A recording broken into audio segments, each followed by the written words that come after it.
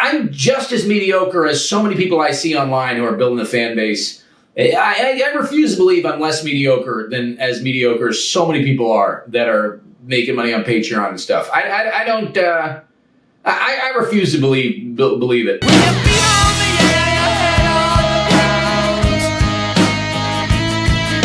All right, what's up, y'all? Welcome back to what the fuck is this show called? Oh yeah, The Weekly Apocalypse. So I am going to give it to you. I'm going to give it to you hard. I'm going to give it to you hard, and then I'm going to give it to you soft. And then you're going to be like, whoa, dude, he's giving it to us hard and then soft. And then we'll give it to you medium. Just going to give you a touch of that medium giving it.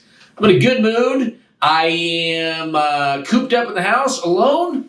I have gotten laid once in the last 8 days, so that's not great, but you know, it's not bad for quarantine pandemic. Is anybody fucking out there? Is anybody on their regular fuck? Let's talk about it. Is anybody hitting the numbers they were consistently hitting? If you're not in a relationship right now, are you fucking? Are you having sex at all? Is there some sort of underground fucking like prohibition era speakeasy people who are still fucking on the single market society? You know, is that happening? Are there code words? Are you mask on, dick out? I mean, is there some sort of weird covert fuck thing going on? These are just all questions that us people who are not single think about while we don't get laid in our relationships. And we just sort of fantasize about all the fun that we're not having. So anyway, we got a lot to talk about this week. If you're unfamiliar with the show, which you certainly are, because this is the second episode, so I don't even really know what the fuck it is at this point. I'm going to give you 4 examples of things that happened this week that prove the apocalypse is upon us. And then 1 example of something that happened that maybe proves there's still hope. There's still a chance. The first thing, though, the first little sign of the apocalypse is I got motherfucking robbed on Sunday. On Sunday, Mo Mandel, despite this culturally appropriating headband look, got motherfucking robbed. I am a victim of male violence. I am a victim of white on white crime. White crime. It was fucking nuts, dude. So let me break it down. Here's how it happened. I was biking. I was in a bad mood. I was depressed. I was depressed. I'll be honest with you. And not just because the not getting laid thing. I was just depressed. I felt like, it's boring. It's so fucking boring right now, and I don't have a lot of friends. So most of the friends I see in my life are at comedy clubs, people I'm like half friends with, and then I see them and we hang out or whatever while we're, waiting to go on stage. So without that, it's lonely. It's a boring, lonely fucking, plague-ridden world. So anyway, I was feeling depressed. I was like, I need to go on a bike ride. So they got these things here in Portland where I've been staying where you can just sort of rent a bike on the street. And you just sort of, use your little code and then you ride your little fucking bike around and there you go. They're called Bike Town, like Nike Town. There's some sort of Nike corporate bike system. Anyway, I grabbed one of them and I was biking around and I was talking to my friend Mikey Winfield, who's another comedian from NorCal. I was having my little headphones on. I'm just talking about, try to keep up our spirits during this. And he was sort of telling me that I got to do more Zoom comedy shows, which is like just a motherfucker to get your head around if you're a comedian. Even if you're not like a famous comedian like me, you're still used to there being some crowd, but with Zoom, you're just doing what I'm doing now, but like, it's somehow different because like your are laughs you're getting, but like you have to kind of like wait for them as they come through. It's weird. So anyway, I haven't been doing a lot of them. And Mikey was like, you gotta start doing them, it's better. You should maybe cheer up. At least you get to work out material. And then I sort of like, as I'm sort of biking, sort of meandering on the bike, just kind of cruising around, I see this sort of guy with his shirt off, sort of tailing me a little bit, I think you could say, on the other side of the street, just sort of walking kind of alongside me. But I'm not really thinking because I'm like, deep in thoughts about, am I really at the point now where I'm going to start doing fucking Zoom shows? So I was sort of not really paying attention to the periphery. And then all of a sudden, this guy is just like darting, like I'm going this way. He darts at me, cutting me off. He's like, "Get my fucking bike! That's my fucking bike!" And just screaming at me, "Get my fucking!" He's just coming at me, and I'm still on the phone with Mikey, so he could hear was happening. He's like, "What's going on?" I'm like, "I don't fucking know." And then this guy comes up here, and he's probably like 35.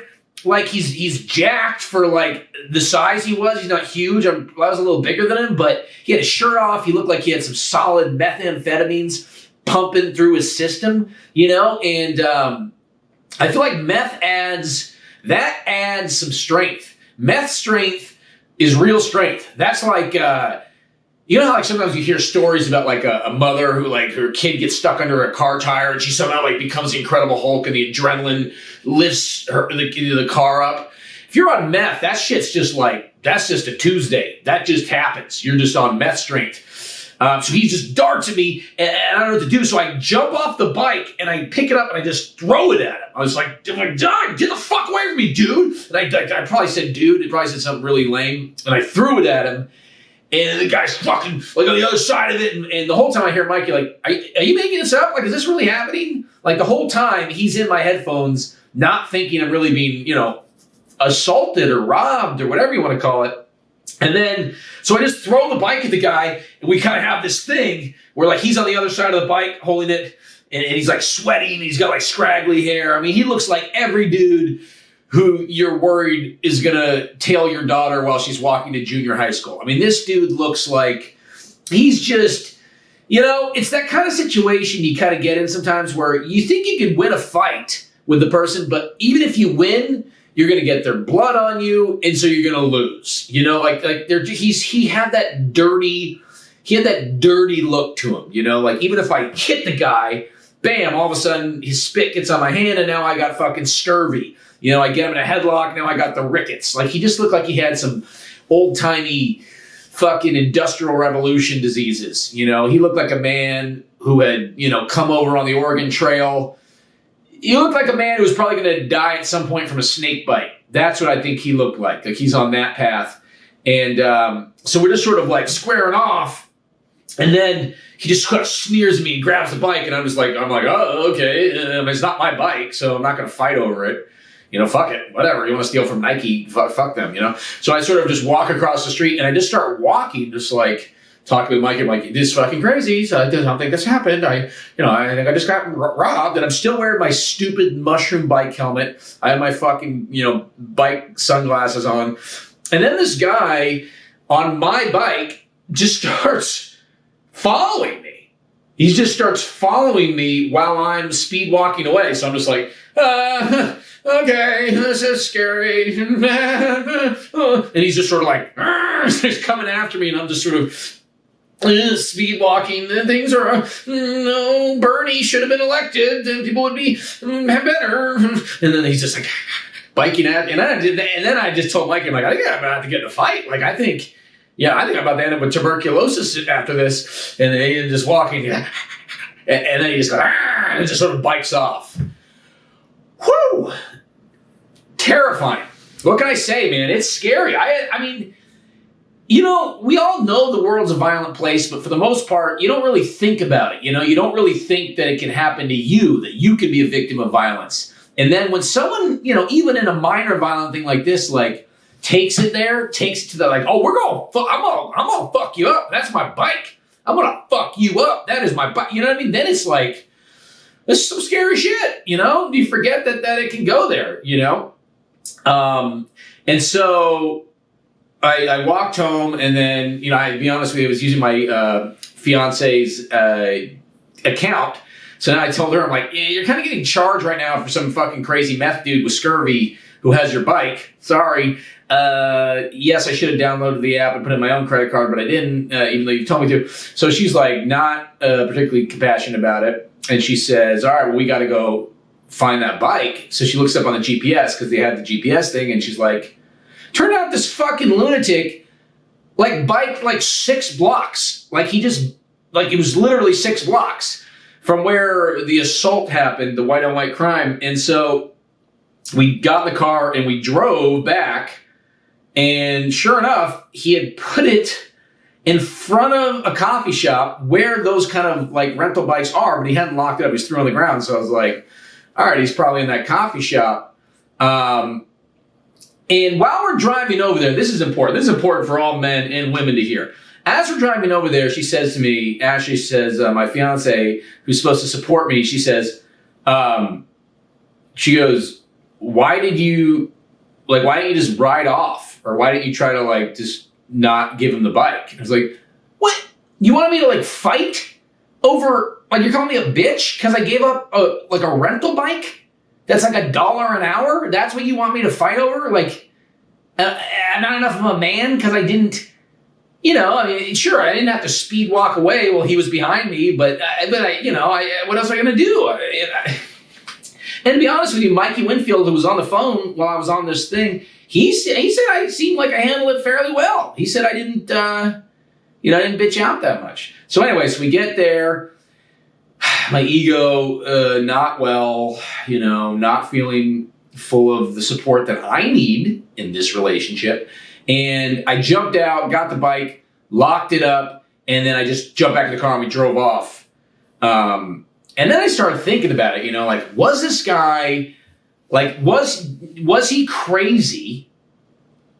Or did he just know no one's going to fight for a bike that's not theirs? Because, if you're going to steal something, if you steal something that some dude's just like renting and who gives a fuck if you steal it, that's the best thing to steal because like no one's going to fight you for it. But, and then I started thinking, well, all these bikes do look the same. They're rental bikes. They're all orange, So I was like, what if this dude is crazy and does think this is his bike? He must be living in perpetual confusion and hell because every one of these bikes looks the same. So he sees someone on his bike. He's, get the fuck off my bike. He gets his bike. And as he's riding his bike, he sees 16 other people riding by on his bike. Like he's on his bike, but so many people seem to have stolen his bike. Like that dude must be living in fucking hell. He's like, every time I think I have my bike, I see other people with my bike, and everyone wants my bike. And so, yeah. Sign of the apocalypse coming, number 1. People are stealing fucking orange bicycles out there. And fiancés are not supporting their Jewish husbands the way they're supposed to. Anyway, if people are watching this on YouTube, I'm realizing as I see myself on camera, this chair isn't right. Because I sit in it, it makes my arms kind of hang down in this weird way. Look at that. See that? That's not good. All right, let's get into our second story of the week, that the apocalypse is upon us. And got to tread lightly on this one. It's about Kanye West. The fact that this guy is even remotely in the same conversation as like could possibly be like, this is where I look at our presidents right now. I mean, Kanye West, the fact that he's even for a second there was even thought of as a presidential candidate to me is just an example of how things are completely fucked. I mean, let's break down our candidates here. Joe Biden, we're like best case scenario, he's just kind of whatever, but not dementia, not a crazy old man. Donald Trump, best case scenario, he's not like a racist villain. Best case scenario, he's just sort of like a normal selfish politician, but he's not like a villain, he's racist. Kanye West, that dude's fucking crazy. Like best case scenario, like half the time his brain is not full-blown crazy. I mean, did you see the fucking speech? Kanye West gave a presidential campaign speech. I think it was in South Carolina or North Carolina, something involving a Carolina, and he just went fucking berserk.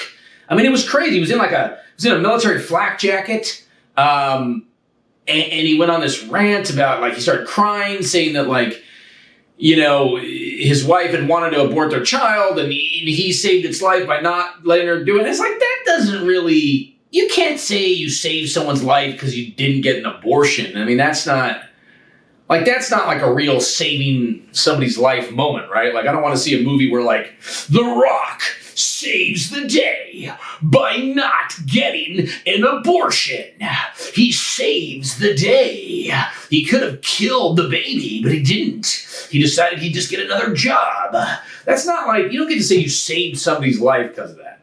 And then another thing he said was Harriet Tubman didn't free the slaves. She just freed them to make them work for other white people, which is just like, kind of can see what he's trying to say, but it's like so powerfully poorly worded. And then it's just like, I mean, watching the thing, just like, it really made me feel like how I felt on stage before when I'm losing the crowd and you just hear them like just grumblings and you're just like, oh, listen to me, I still have control of this room. Like Kanye's just yelling from the back and, you know, yelling through the crowd, and then people are just walking out. I mean, it reminded me of many a stand-up show I've had, many of like a Friday night late stand-up show.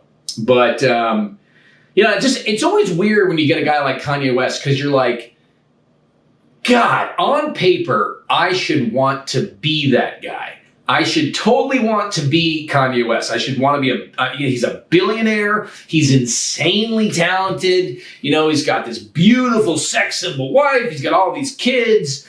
He's living this, on paper, incredible life. And yet, if somebody's like, hey, guy talking to a camera right now, doing a YouTube video that maybe 42 people will watch, do you want to trade places with Kanye West? I'm like, no, absolutely not. No, absolutely not. No, nope, I'm good. I will stay here in my fiance's apartment that she pays the rent on and not be a billionaire married to an international billionaire sex symbol. Nope. Do you want to be Kanye? Nope. I'll stick being the Mo Mandel no one gives a fuck about than be Kanye West. It looks too crazy. So, I mean, that's a weird thing, right? When you're seeing like celebrities that you're like, I'm good. I'm okay. Cat Williams sells out theaters. I'm good. Cat Williams sells out stadiums. I'm good. I don't care if he sells out a country. I'm good. I don't want to. He's funny. He's funny. He's rich, but it's just too much stress. Too much stress comes. Britney Spears, millions of dollars. I'm good. No, I don't need the millions of people who want to watch me do aerobic dances in my 30s. I'm good. Nope. I don't want to be a crazy person. Mental health is more important than that kind of success. I mean, this is how crazy Kanye West is. Let's really delve into this. Before Kanye West got involved with Kim Kardashian seemed fucking dumb as rocks, so like no one you could ever take seriously, right? And yet now, through her association with Kanye West, she's the one who seems pretty damn sensible. You know, she's studying to be like a lawyer, I think. She's getting people out of jail. And Kanye, like the crazier he gets, the more you hear Kim's response, you're like, pretty sensible young woman. Pretty sensible. Yeah, that would be the way I would hope my wife would handle it. It's kind of crazy. I mean, that's high level crazy when you can make Kim Kardashian seem like a stable, sensible person. So, sign of the apocalypse, Kanye West, is the most famous, one of the most beloved people in entertainment, it seems like, in modern culture. And he's fucking nuts. He's fucking crazy. Like, is he that good at music? Maybe. Maybe he is. I don't know. I mean, is anyone that good at something that it's like, it's worth it to be fucking insane and say things that are utterly disagreeable half the time? Anyway. But here's the really weird thing about Kanye West. He apparently has bipolar disorder. And they say whenever, you know, he goes into one of these episodes, you know, he starts just saying all this crazy shit and he just goes nuts and he says all this stuff. And then he kind of like gets back on his meds and he comes back to earth and and that just must be so weird, right? Like having bipolar disorder, that must be like just like waking up from a 6-month drunken bender and you're just like, wait, what did I do last night? I said Harriet Tubman didn't free the slaves? That's what I did last night? I did a roast battle about Harriet fucking Tubman? What happened? I ran for president? Wait, I told everyone my wife wanted to abort our kid? That's what I did last night when I was drunk? I mean, that's a horrible That is a horrible wake up, you know, to be like, wait, what I do? I invited Dave Chappelle, the greatest comedian of all time, to visit me, and then awkwardly tried to force him to tell a joke on camera, the number one thing you should never do to a comedian ever. I did it to the greatest comedian ever. That's what I did. Woo, okay. I gotta lay off the sauce. So yeah, fucking bipolar disorder, pretty crazy. But again, I don't really know if he, you know, who knows? Maybe it's on purpose. I mean, I do notice that Kanye West seems to have one of these meltdowns kind of whenever he has something to promote. That's weird. I'm not saying that's what's happening, but it's weird, you know? Like if I shit my pants on stage the week before my special came out, and like every time I had a special coming out, I just like, just shit my pants like right before I went up there. You have to eventually be like, I think he's purposely shitting his pants. Like I think he's purposely housing a box of, you know, Hot Pockets the night before to get some pants shitting going on. That's what I think's going on. So I don't know. Maybe Kanye really is crazy, or maybe it's both. I don't fucking know. All right. How are you guys? You guys staying in there? You hanging in there? Is anyone still listening? Subscribe on YouTube, by the way. Please will you do it? Please subscribe on YouTube and follow me on Instagram at @TheRealMoMandel on Instagram. I refuse to give up on building a fan base. I just, you know, I'm just as mediocre as so many people I see online who are building a fan base. I refuse to believe I'm less mediocre than as mediocre as so many people are that are making money on Patreon and stuff. I don't. I refuse to believe it. So I need to figure out how to, you know. I hope somebody's listening. I hope somebody's out there. Hello. Whatever. I'm having fun. Okay. Third sign of the apocalypse this week. Portland, where I am right now, being the epicenter of the Black Lives Matter movement. Portland, I'll say this again, is the center of the Black Lives Matter movement.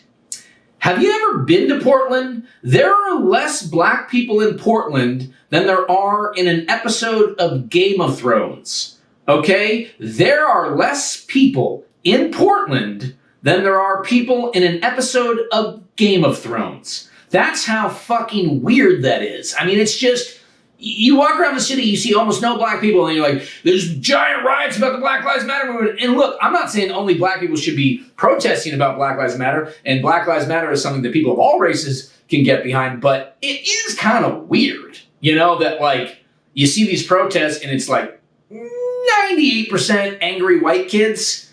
Like, I don't know. That seems weird to me. How much does this really have to do with black people and Black Lives Matter? I would guess not much. No, I would say very little. I think this is like, hey, they canceled Burning Man. Let's go to Portland and burn it to the ground. That's what I think it is. Because you see these videos, it's just white kids just fucking just destroying shit. And it's like, I don't see the connection here. I don't, like, how does this help Black lives? By lowering the collective economy of Portland, by just destroying public property, and by the way, destroying some black businesses because you have no idea what the fuck you're destroying. It seems just like, it seems like these kids are just going to camp and playing dress up rioter revolution. That's kind of what it seems to me. Now, I'm sure there's a lot of them that are doing, you know, this polite, and I'm not talking about protesters who are doing this politely, or not even politely, but like civilized, you know, shouting, holding signs. Great. That's America. What should not be America is trying to burn down the fucking federal courthouse and just setting fire to shit. And then saying, well, why are they federal troops here? Because you're trying to burn their fucking property, okay? I'm not on board with federal troops coming here and like dragging people into vans and shit. But if you're trying to attack a federal building, there should be federal troops there to make sure you don't attack it. That is, I mean, or else what is the alternative? I mean, just live in a society where shit just gets burned down all the time?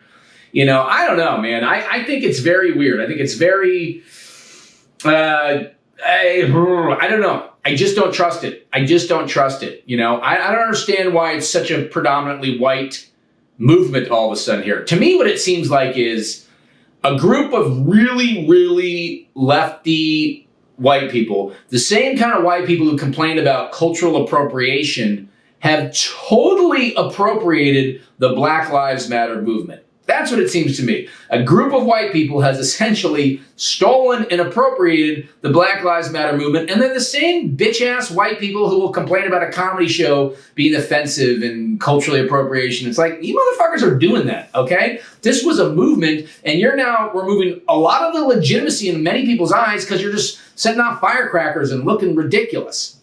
Like, there was a thing online, they're calling her like the Naked Athena or something, where there's a picture that went totally viral of this naked white woman sort of sitting in a yoga pose with her legs spread in front of a wall of police. It's a beautiful photo. I mean, it really does look like this great photo. But then it's like, what does a naked white woman spreading her cooch have to do with the Black Lives Matter movement? I mean, where's the connection? I don't really see it at all. It kind of seems to me like a young woman who's like, grew up, you know, looking at documentaries of the 60s and was like, this is my moment. I'm going to get out there. I'm going to show my vagina, and that is going to cure racism in America. And black people are just going to feel so supported by my cooch. And that's really what this nation needs, is a white woman. Like white people have grown up watching these stupid movies like The Power of One or whatever, where like one white person leads the native population against the other white oppressors, dances with wolves. They couldn't do it on their own until a white man showed them how to do it. Being a hero for non-white people. No, that's not how this shit fucking works, okay? It's not how it works, and it's offensive, quite honestly. To me, this Naked Athena is like, she's essentially doing like revolutionary cosplay. You know, she's like, I want to pretend I'm a revolution. I mean, look, she's brave, but it's fucking stupid. It has nothing to do with anything. You know, it's really fucking stupid. And so, you know, I don't know. White people, knock it off, you know. Just keep protesting, but civilized, okay? Civilized, because or else, you know, people like me, I got to hear fucking helicopters near my house all night. I mean, in Portland, it's like all night helicopters, which is actually pretty good white noise for falling asleep, but the rioting is not so much. Anyway, if maybe I'm wrong, maybe I should go down there and pull my dick out for peace. Maybe she can stop racism by pulling her cooch out, and if I pull my dick out, I can get the government to raise the minimum wage. I don't know. It's worth a shot. Maybe we should give it a shot. You know, I just think it's pretty ridiculous. And you know, look, why can't these white people just play hacky sack and calm the fuck down? Sorry, that little technical thing, but I'm back. It was weird. I was about to go into the most positive story of the week, the sign of the week that the apocalypse was not upon us, and then my recorder died. So maybe that's God's way of saying, no, there is no hope. You're all fucked. How come all my characters sound the same? I gotta work on that. Adam Ray, help me learn how to do characters.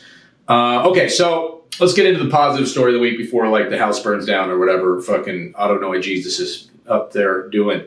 So we talked a lot of shit about celebrities this week, but let's do a good story about a celebrity. This week, Shaquille O'Neal, the fucking man himself, Shaqzilla, Shaq Diesel, was driving down the freeway, and he saw a woman whose car had broken down, and he pulled over to help her and then stuck around until the tow truck and cops got there. That is fucking awesome, okay?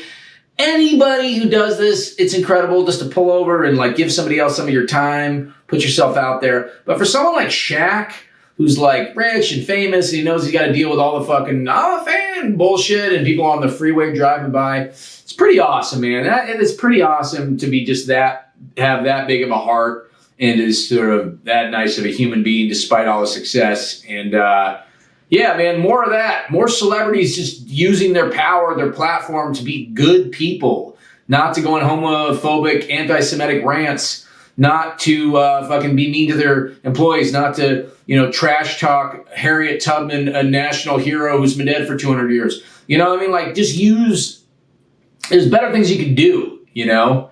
Like, so that's celebrities who have this enormous opportunity. Don't be fucking dicks about it. Don't be dickheads about it, all right? And that's why I'm trying to do so much use with my non-platform, and I have no platform.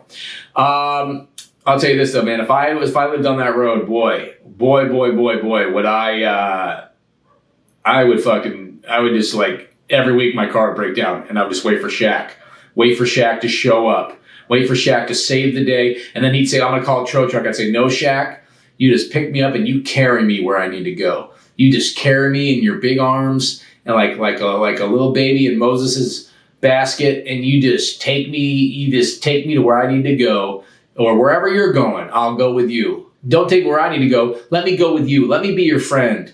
Let me be your little pal that just gets to follow you around and see all the cool things that you get to see, because your life's better than mine." That's what I'd say to Shaq. I'd be like, "I don't even want to go where I was going. Your life's better than mine. Can I just go with you? Can I just hang out? Can I sit in a little radio flyer wagon and you just, tug me around? You just sort of, can I get in a baby Bjorn and you just carry me around, Shaq? Can you do that?"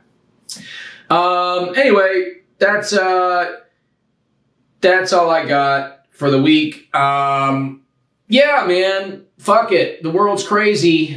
The world's burning. There's helicopters in the sky. There's viruses in the air. But we just gotta find a way to keep fucking. We gotta keep fucking. And this is really more for my fiance, who I hope listens to the show, even though I'm sure she doesn't. Stay safe, stay alive, sign up, YouTube, subscribe it, TikTok. I'm a bad bitch. I'm a bad bitch. Every time I open up TikTok, it's like some like girl being like, lip syncing it. I'm a bad bitch. I'm a bad bitch. I don't even know if that's the song, but they all sound like that. I'm Mo Mandel. Thanks for listening. Tune in next week to see me with a different headband. I bought a 3-pack, and I'll be waltzing out.